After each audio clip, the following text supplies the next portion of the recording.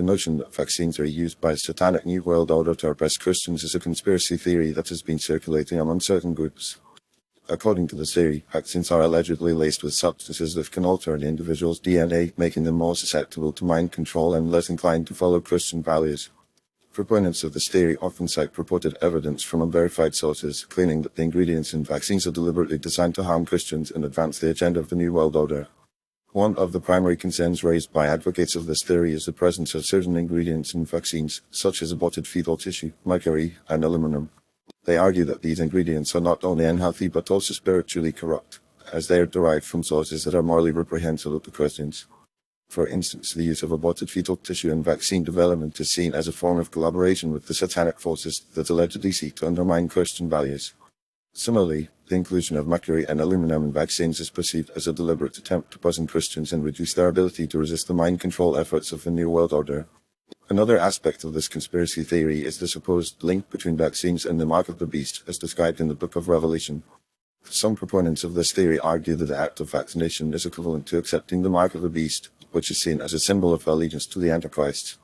By submitting to vaccination, individuals are allegedly surrendering their autonomy and free will to the satanic forces that seek to dominate the world.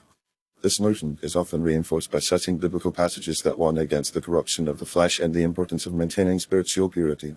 Furthermore, some advocates of this theory point to the alleged role of prominent figures and organizations in promoting vaccines as part of a larger agenda to control and oppress Christians. They claim that individuals such as Bill Gates, who has been a vocal supporter of vaccine development and distribution, are secretly working to advance the interests of the New World Order.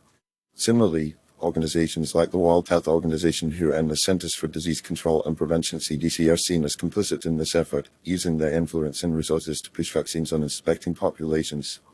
Despite the seemingly convincing arguments presented by proponents of this theory, it is essential to approach these claims with a critical and nuanced perspective. A thorough examination of the available evidence reveals that the overwhelming majority of scientific research and expert opinion contradicts the notion that vaccines are used to oppress Christians. The ingredients in vaccines have been extensively tested and proven to be safe, and the benefits of vaccination in preventing the spread of diseases are well documented. Moreover, the idea that vaccines contain substances that can alter an individual's DNA or make them more susceptible to mind control is unfounded and lacks any credible scientific basis. The human body has a remarkable capacity for self-repair and regeneration, and the notion that a vaccine can somehow compromise this process is not supported by empirical evidence. In conclusion, the claim that vaccines are used by the satanic New World Order to oppress Christians is a baseless conspiracy theory that has been debunked by scientific evidence and expert opinion. While it is understandable that individuals may have concerns about the ingredients and efficacy of vaccines, these concerns should be addressed through a rational and informed dialogue with healthcare professionals in reputable sources. By promoting a culture of critical thinking and skepticism, we can work to counter the spread of misinformation and ensure that individuals have access to accurate and reliable information about vaccines and their role in maintaining public health.